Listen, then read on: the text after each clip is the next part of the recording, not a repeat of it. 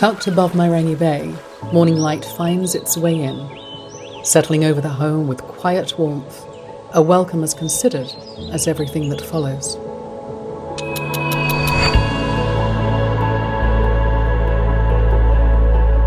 Step inside and the rooms unfold into one continuous conversation. Easy, sunlit, unhurried, built for a life lived slowly. This is a Sunday kind of home. Coffee at the local cafe, sand still on your feet from the beach, or simply staying in and letting the light do the work. Here, every option feels like the right one.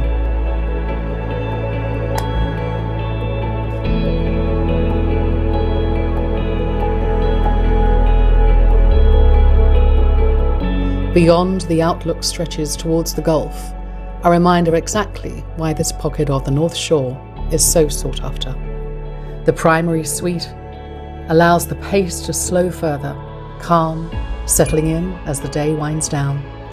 This is Mairangi Bay living, easy, unhurried, and entirely its own. Who lives in a house like this?